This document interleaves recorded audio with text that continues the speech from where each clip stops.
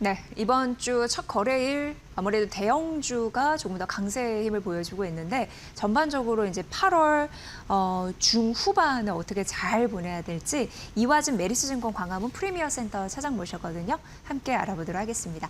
차장님 어서 오세요. 네, 안녕하세요. 네.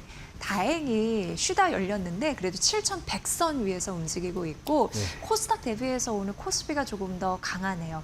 일단 바닥은 찍었다고 보시는지 우리가 이번 주 7,000선 좀 편안하게 장을 볼 수 있을지 여러 가지 좀 시그널 포착이 되나요? 어떻게 보세요? 네. 그렇죠. 이제 7월이 워낙 이제 우리가 알고 있었던 스타들 여러 가지 이슈도 있었고 사실 펀더멘탈을 보게 되면은 사실 7월은 펀더멘탈보다 저 수급적인 노이즈가 훨씬 더 컸던 부분이었고 그 이후에 이제 8월부터 외국인 수급이 오히려 이제 삼성전자와 SK 하이닉스에 관련돼서 이제 펀더멘털 이제 수렴하는 구간이 아닌가 생각을 하고 있습니다. 물론 이제 그동안 샌디스크도 마찬가지였고, 특히 우리가 알고 있었던 아마존이나 여러 이제 빅테크 업체들 실적이 마무리가 되게 되면서 결국에는 그 수요를 기반하는 향후의 성장 가능성에 대해서 어느 정도 시장의 오해들이 하나둘씩 해소되는 가는 구간이 아닌가라고 생각을 하고 있습니다.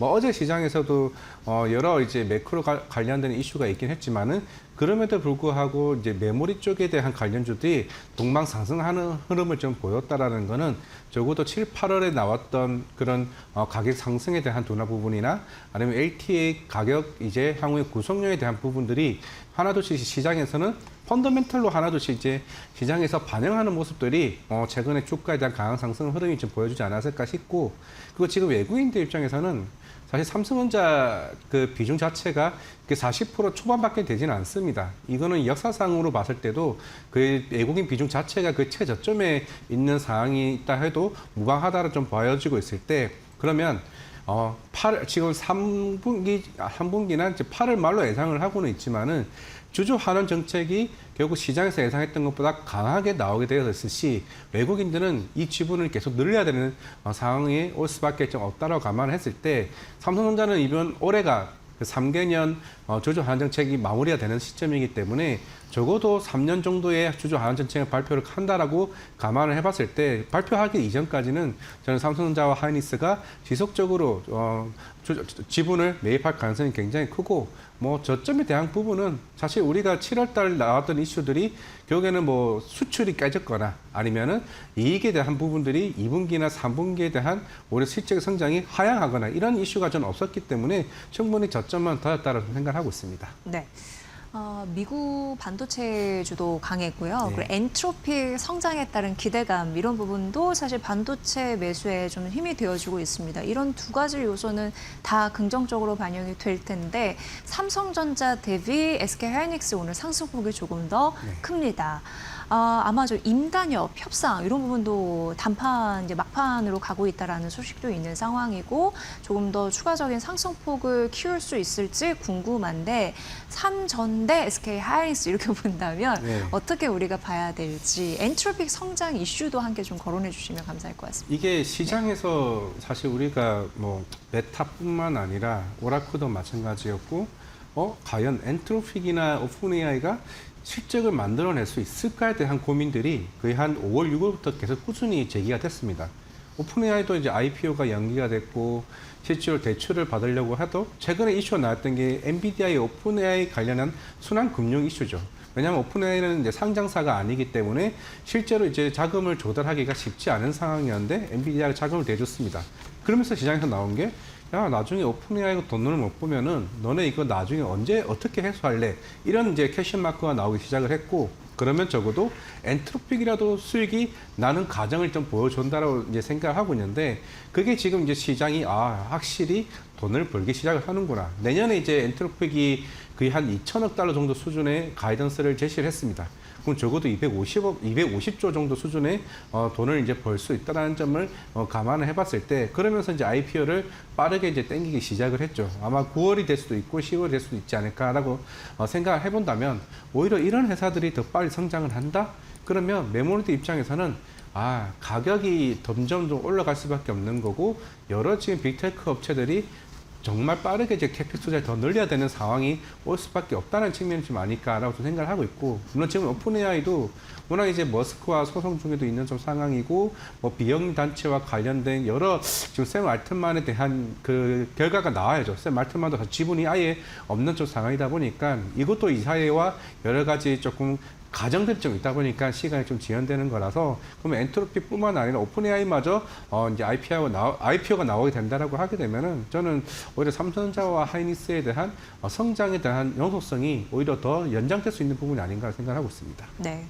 반도체가 합리적으로 주가 회복 구간이다라고 보여졌을 때 오늘 시장에서 강한 섹터이잖아요. 네. 근데 반도체 기판도 강하고 네. 예, 장비단도 강하고 그렇습니다. 그렇다면 이런 부분을 총합해 봤을 때 가장 탑픽은 무엇일지 궁금해졌어요.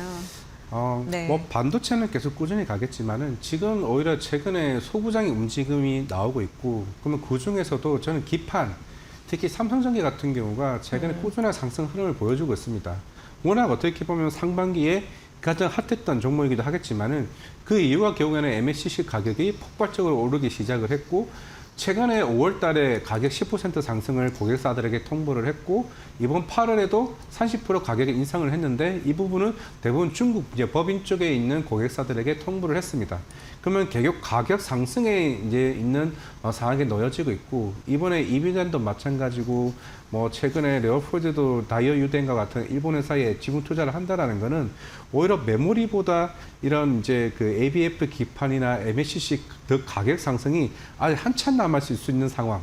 지금 이번에 삼성전기가 대략 한 10군데 LTA 계약을 맺었습니다. 그리고 추가적으로 10군데 회사랑 지금 협상 과정에 좀 있는 상황이고, 오히려 메모리보다도 더 타이트한 가격 협상을 할 가능성이 굉장히 큰 상황이기 때문에 오히려 삼성전기의 실적의 이 전망치가 내년, 내후년이 더 길어질 수 있다는 측면에서 긍정적이지 않을까 싶고, 지금 삼성전자 P5, P4도 마찬가지긴 하겠지만은 삼성전기도 내년 말에 있을 필리핀 공장을 6개월 땡겼습니다. 내년 상반기에 이제 증설을 하는 상황이라서 오히려 밸류에이션에 대한 매력도와 새로운 릴레이팅이 나올 수 있는 상황이기 때문에 저는 맨 앞단에 간다라고 하게 되면 오히려 MSCC가 가격 상승이 더 빠르게 나올 수 있고, 반도체 같은 메모리는 안정적인 성장이 나올 수 있는 반면에 나머지 이제 소부장 같은 경우는 일단 장비주는 이번에 하이닉스가 54조 투자 공시를 한 게 일단 이게 트리거가 된 것 같습니다. 워낙 많이 빠지기도 했고, 그리고 지금 하나둘씩 스토리가 만들어져 가는 게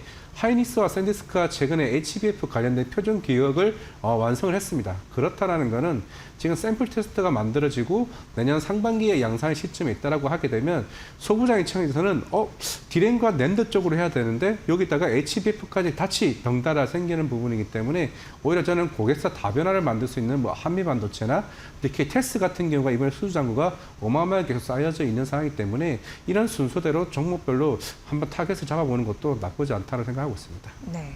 기판 관련해서는 삼성전기를 네. 꼭 집어서 말씀해 주셨는데 이게 오늘은 한 1% 정도 하락하면서 154만 원 선 보여주고 있습니다. 그런데 최고가 보니까 240만 원까지 갔잖아요. 거의 90만 원의 갭이 어마어마한 갭이 있기 때문에 지금 좀 확실한 저평가다라고 보여질 수도 있는 거죠. 네, 뭐 지금 네. 살짝 60일선의 저항선을 좀 받기는 하지만은 그동안 사실 빠져왔던 게 결국에는 펀더멘탈 이슈라기보다도 결국에는 그 ETF 관련한 이제 비중 캡슐 이슈가 좀 같이 나오면서 기계적 매도가 좀 나왔다라 보고 있습니다. 오히려 이제 가격 상승은 이제 올라가는 부분이고, 지금 사실 메모리도 우리가 디램 현물가를 보시게 되면 오늘도 이제 역사상 최고치를 찍었습니다. 근데 MSCC도 같이 덩달아 가고 있어요. 원래 MSCC는 기본 메모리보다 3개월 후에 하는 효과가 있는 상황이기 때문에 오히려 훨씬 더 이번에 메모리 가격이 급등했다?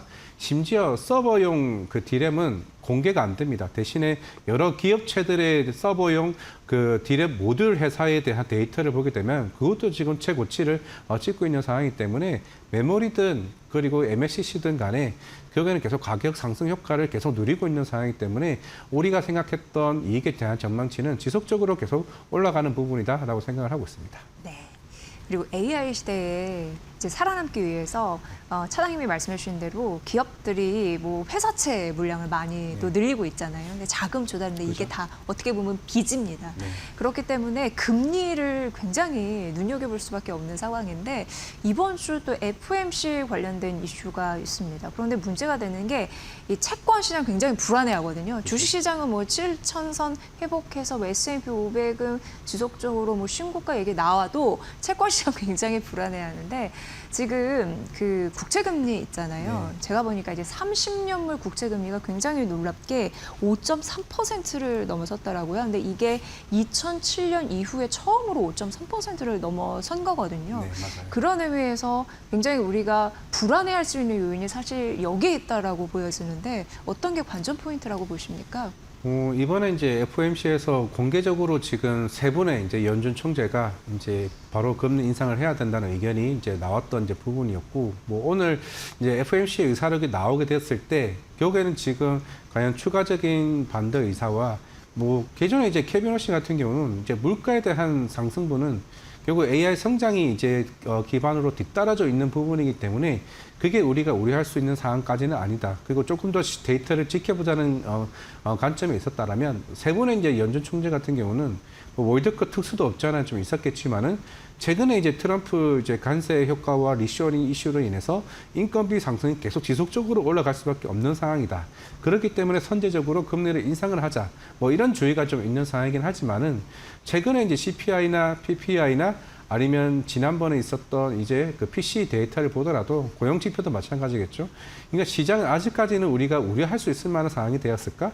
물론 이번에 30년물이 이제 급등을 했던 거는 앞에 이제 화면에 나왔던 것처럼 이란 이슈가 좀 더 부각되는 것 같습니다. 결국에 이게 장기물이요. 그죠. 결국에 이제 장기물 같은 것도 생각보다 이란 이슈가 계속 이제 시장의 불안 요소를 이제 올라가고 있고 특히나 유가가 지금 안 잡히고 있다라는 거죠. 처음에 60달러 후반까지 내려왔다가 지금 80달러 이상으로 계속 유가가 올라가고 있다라는 게 그게 추후에 그게 물가에 대한 이제 다른 쪽으로 이제 파생될 수 있는 영향이 좀 클 수 있는 부분이기 때문에 그게 좀 시장에서 우려하는 부분이 아닌가 생각을 하고 있습니다. 네. 이 금리는 당분간 우리가 정말 잘 봐야 되는 요소이기 때문에 한번 이제 말씀을 드렸고요. 종목별 장세 대응을 참 잘해야 되는 8월 중후반이 아닐까 이런 생각이 듭니다. 뭐 업종별로는 이슈가 있기 때문에 차별화될 건데 결국 데이터의 출력값은 실적과 수급이 될 겁니다. 전략을 어떻게 세워야 될까요? 맞아요. 저는 이제 본격적으로 외국인 수급이 저는 이제 들어와 있다고 생각을 하고 있고 우리가 뭐 환율 자체야 지금 최근에 1,400 초반에 있고 지금 하나둘씩 이제 SK 하이닉스의 환전 효과는 점차적으로 희석되긴 하겠지만은 그만큼 이제 수출 데이터나 뭐 아니면은 우리가 금리 인상에 대한 부분이 뭐 10월에도 이뤄질 수 있다라 좀 보여주고 있으면은 어느 정도 원 달러 간의 그 이견은 점차적으로 좀 좁혀질 걸로 보고 있습니다. 특히나 외국인 입장에서도 우리나라 코스피 밸류가 워낙 이제 저평가된 좀 상황이기 때문에 들어오게 되면은 삼성전자 하이닉스 비중으로 지속적으로 쏠리지는 않습니다. 오히려 조선이나 아니면 최근에 이제 흔히 빈집이 되어 왔던 코스닥에 대한 정책에 대한 기대감들이 덩달아 이제 분산되는 효과를 좀 보여주고 있는 상황이기 때문에 사실 오늘 어떻게 보면 제약바이오도 아침에는 급락이 시작을 했지만 점차 축소를 되고 있다라는 거는 저는 지금 전략이 또 한 번 상반기와 비슷하네. 그러면은 내가 소외돼 있던 섹터를 다 정리를 하고 삼성전자 하이닉스 가야 되겠다는 전략이 오히려 저는 안 먹힐 수 있다고 좀 보여주고 있습니다. 그런 측면에서는 전 수급이 확산된다라고 했을 때 오히려 조선이나 특히 이제 제약바이오 같은 경우도 이번에 기술 이전에 대한 효과들이 계속 추가적으로 좀 나올 수 있다는 부분이 있는 상황이기 때문에 2차 전지나 아니면은 서부장이나 특히 자동차 로봇과 같은 전방위적으로 이제 섹터가 저는 모멘텀이 다 하나 둘씩 가지고 있다는 측면에서는 오히려 종목 장세에서 좀 대장주인 종목들을 좀 고르는 게 좀 중요하지 않나 생각하고 있습니다. 네, 오늘 이제 코스피에서 외국인이 1조 넘게 1조 한 3,600억 원 정도 매수를 하고 있는 흐름들이 나타나고 삼성전자와 SK 하이닉스에도 외국인의 이제 매수세가 들어오고 있는데 반도체 이제 제외를 하고 뭐 2차 전지 그리고 뭐 조선, 제약바이오 섹터 말씀해 주셨죠. 이런 부분으로 매격 확산될 수 있을까 이런 가능성에 대해서 언급해 주셨는데 만약에 이제부터 외국인이 산다면 우리가 이번에 확실히 외국인 큰손 아, 정말 무시 못하겠구나라는 걸 느꼈던 장이었거든요. 네. 어떤 걸 추정해서 보면 좋을까요? 저는 좀 이제 범위를 좁혀주신다면. 좁혀준다면은 예. 저는 조선 섹터를 좀 봐야 된다고 생각하고 조선이요? 네. 이게 지금 시장에서도 그렇게 눈에 띄지는 않을 거예요. 근데 지난번에 현대중공업이 그 1조 가량에서 엔진 발전기 공급 계약을 맺었습니다. 이 차이가 뭐냐면은 우리가 기존의 조선 섹터 같은 경우는 영업이익률이 15%예요. 물론 예전 3년 전, 4년 전만 하더라도 5% 영업이익률입니다. 근데 이번에 엔진 발전기 같은 경우가 이번에 사실 처음은 아니에요. 애초에 이제 바르질라가 이제 공급 계약을 맺었던 게 대략 한 6천억 정도 수준인데 그게 영업이익률이 40~50%입니다. 어마어마하게 나오는 거죠. 이제 1조 대략 한 6천억 정도가 이제 공급 계약을 맺었고 지금 하나 엔진도 준비를 하고 있고 이제 STS 엔진이나 삼성중공업도 지금 FDC와 관련된 VC 데이터 센터를 준비하고 있죠. 그만큼 이제 향후에 이게 누적 수주 잔고가 쌓이게 되면은 우리 조선 섹터 15% 시장에서는 이게 한계라고 좀 볼 수는 있기는 하겠지만은 펀더멘털적인 측면에서 28년도, 29년을 보게 되면 이제 시작이 보통 28년입니다. 하나 엔진도 마찬가지고. 그럼 새로운 이제 밸류에이션으로 릴레이팅 할 수 있는 부분이 조선 섹터는 새로운 이야기가 될 수 있는 FDC 사업이라고 봤을 때 9월이 되면은 전체적으로 지금 미국 상원도 국가수권법 통과가 이제 끝나게 되면은 아마 이제 군함과 같은 특수선도 수주가 본격화되는 거죠. 기존에 이제 LNG 선으로만 위주로 왔던 조선 섹터가 오히려 영업이익률이 어마어마하게 큰 새로운 이제 모멘텀 수주가 나오게 되면은 저는 오히려 외국인들은 조선 쪽으로 다음 넥스트로 좀 밟지 않을까 생각을 하고 있습니다. 네. 그러니까 마스가라고 얘기해도 크게 틀리지 않잖아요. 네, 틀리지 마스가 모멘텀과 2분기 역시 이제 앞으로 지속되는 그 실적 모멘텀 네. 이런 부분도 함께 가져갈 수 있다라는 긍정적인 전망들이 나오는데 최근 또 지난주에도 조선이 또 핫한 이슈 중에 하나였습니다.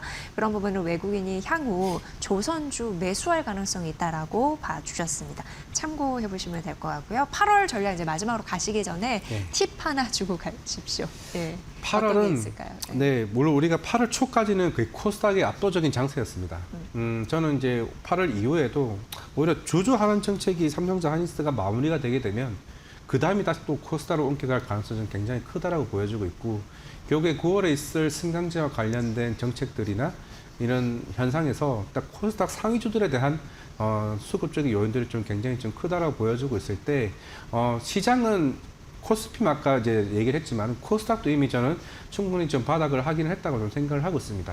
그게 알토젠이 시장을 이끌어오기 시작을 했고 여러 이제 섹터별로 일단은 모멘텀이 좀 같이 나와주고 있다라고 하게 되면 2차 전지도 내년부터 지난주죠. 삼성 SDI가 2배짜리 리포트가 나왔습니다. 100만 원이었죠. 미래에셋증권에서 나왔던 건데 맞습니다. 이게 CATL을 위협할 수 있는 이미 수준을 다 쌓았습니다. 폭스바겐이나 이제 벤츠 같은 경우도 내년부터 양산하는 시점이기 때문에 2분기는 오히려 2차 전지는 그동안 비용들을 어느 정도 모아놔가지고 램프업을 하는 기간이었다면은 이익에 대한 모멘텀은 내년부터 있다라고 봤을 때 지금 코스닥에 대해서 섹터별 하나둘씩 얘기를 하게 되면 지금 사도 괜찮지 않을까라는 섹터들이 생각보다 지금 여의도는 여러 기간 이제 여러 지인을 보더라도 충분히 매력적인 구간에 있는 상황이기 때문에 주주 환원 정책 그 이후에 우리는 과연 어디에 대한 수급이 몰릴까에 대한 고민을 해봤을 때 저는 좀 코스닥으로 몰릴 가능성이 좀 있다고 보고 있습니다.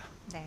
그러니까 시장이 전반적으로 바닥은 확인됐다라고 보시는 것 같습니다. 네. 그렇다면 앞으로 손실 폭을 줄이고 수익을 좀 크게 가져갈 수 있는 전략들 눈뜨고 좀 봐야 되지 않을까 이런 생각을 해보게 됐습니다. 오늘 잘 들었고요. 이화준 메리츠증권 광화문 프리미어 센터 차장의 분석으로 함께 하셨습니다. 차장님 고맙습니다. 네, 감사합니다.